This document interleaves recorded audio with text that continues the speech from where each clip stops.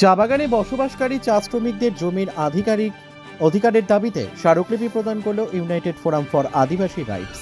শুক্রবার খড়িবাড়ি ভূমি ও ভূমি রাজস্ব দপ্তরে একাধিক দাবি দেওয়া নিয়ে স্মারকলিপি প্রদান করা হয়। চা বাগানের সার্ভে বন্ধ করে নতুন নোটিফিকেশন জারির দাবি সংগঠনের কনভেনার রাজকুমার কাশ্যপ জানান, 5 ডেসিমেল জমিতে পাট্টা নয়, চা শ্রমিকরা দখলে থাকা জমিতেই খতিয়ানভুক্ত করতে হবে এবং তা দলিল আকারে দিতে হবে। বাগানের ফাঁকা জমিতে টি ট্যুরিজমের কথা বলা হলেও চা গাছ উঠিয়ে টি ট্যুরিজম হচ্ছে এবং 30% জমিতে এই ট্যুরিজম ঘোষণা হতেই কাজ হারাবে শ্রমিকরা বলে আশঙ্কা প্রকাশ করেন তিনি। আগামী দিনে দাবি পূরণের জন্য মাধ্যমিক পরীক্ষার পর উত্তরকন্যা অভিযান হবে বলে তিনি জানান।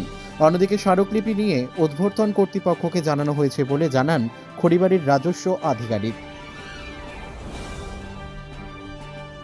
আজকে আমরা এই খড়িবাড়ি বিএলআরওতে এসে আমরা স্মারকলিপি দিয়েছি যে বাগানে যে বসবাসকারী যেদের দখলে থাকা জমির সার্ভে হচ্ছে, হঠাৎ ডিসেম্বর মাস থেকে সার্ভে শুরু হয়েছে তরাইয়ের বাগানে।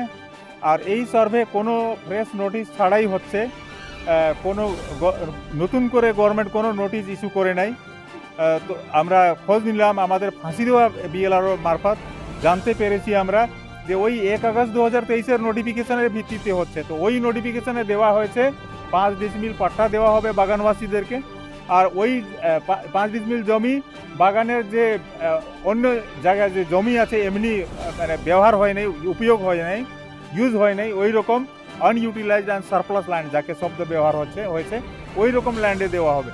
তো সেই জন্য এখন হঠাৎ আমাদের দখলে থাকা জমির সার্ভে যখন শুরু হয়েছে, ভূমি রাজস্ব দপ্তর শুরু করলো, তখন আমাদের সন্দেহ হয়তো শুরু করেছে যে এই জমিগুলো যে সার্ভে হচ্ছে এখন এইটা রিজিউম করতে গভর্নমেন্ট সার্ভে শুরু করেছে।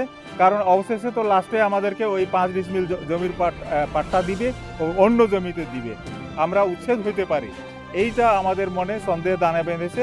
সেই জন্য আমরা আজকে এই ডেপুটেশনের মারফত আমরা ডিমান্ড করতেছি সরকারের কাছ থেকে যে নতুন একটা প্রেস ট্রান্সপারেন্ট নোটিফিকেশান ইস্যু করা হোক, যাতে লেখা থাকবে যে আমরা 100% ওনারশিপ যুক্ত আমরা ট্রান্সফারেবল খতিয়ান পাবো, পাট্টা নয়। কারণ আমরা শুরু থেকে দাবি করতেছি আমরা পাট্টা নিব না।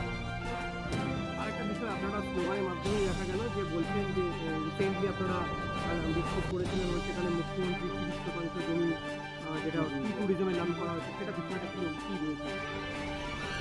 এই 2019 সালে আমাদের পশ্চিমবঙ্গ সরকার টি ট্যুরিজম অ্যান্ড অ্যালাইড বিজনেস নামে একটা নতুন আইন এনেছিল।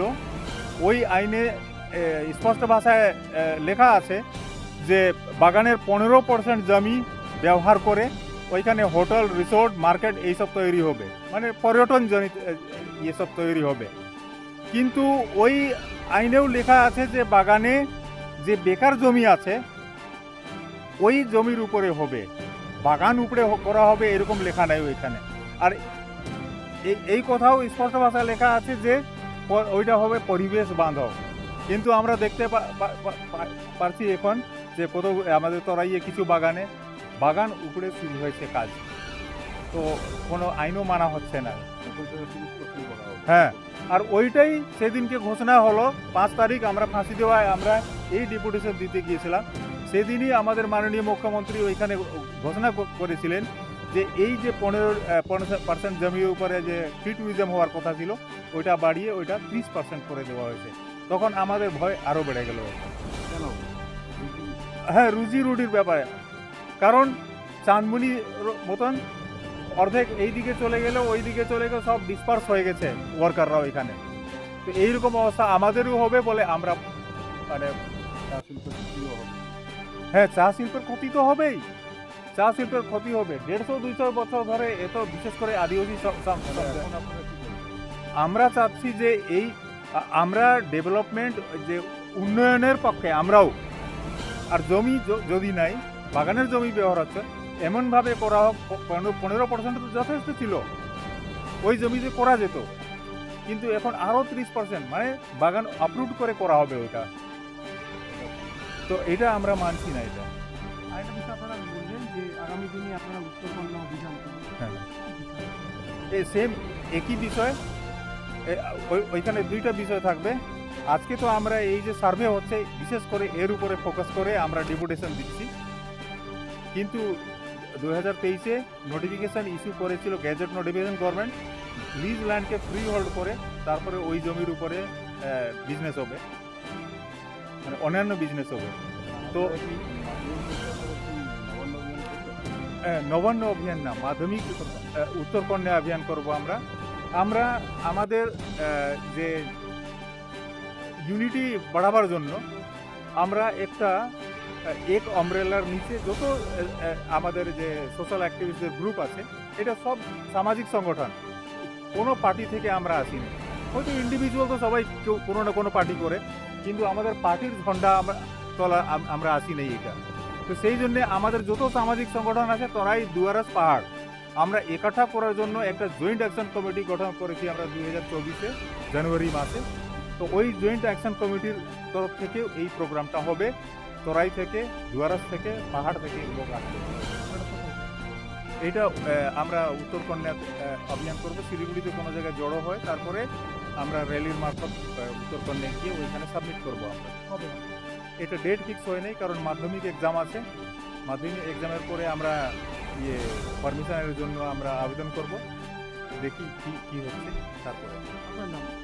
আমার নাম রাজকুমার কাশ্যপ, আমি ইউনাইটেড ফোরাম ফর আদিবাসী রাইটসের কনভেনার আছি তরাই দুয়ারাসের। আর একটা অনুরোধ করব যে সংবাদ আমি যে বলেছি, বাইট দিয়েছি, ওইটাই বলা হবে। সেদিনকে সিসিএনে স্পষ্ট ভাষায় ডিস্ট্রিবিউশন অফ হোমস্টে পাট্টা পশ্চিমবঙ্গ সরকারের একটা স্কিম, সেই স্কিমের আওতায় এখন সার্ভে প্রত্যেকটা বাগানে, যেখানে চা বাগানগুলোতে যেসব লেবাররা থাকছে সেই জমিগুলোতে হোমস্টে পাট্টা দেওয়া হবে তাদের। তো আজকে যে আদিবাসী সংগঠনের পক্ষ থেকে যে প্রতিষ্ঠান দেওয়া হলো তাতে দাবি হচ্ছে তারা পুরো জমিটার, মানে নোটিফিকেশনে বলা ছিল 5 দিনের জমিটার জমিতে পাট্টা, ওরা পুরো জমিটার পাট্টা হচ্ছে এবং ফ্রি হোল্ড রায়তি ক্ষতিয়ান্ত, মানে ট্রান্সফারেবল ফ্রি হোল্ড রায়তি ক্ষতিয়ান্ত। আমরা পুরো বিষয়টা উদ্বোধন কর্তৃপক্ষকে জানাই এবং তারা বলছে যে আপাতত সার্ভেটা স্থগিত দেয়। আমরা পুরো বিষয়টা উদ্বোধন কর্তৃপক্ষকে জানাবো এবং সেই অনুযায়ী আমরা পদক্ষেপ সময় দিচ্ছি।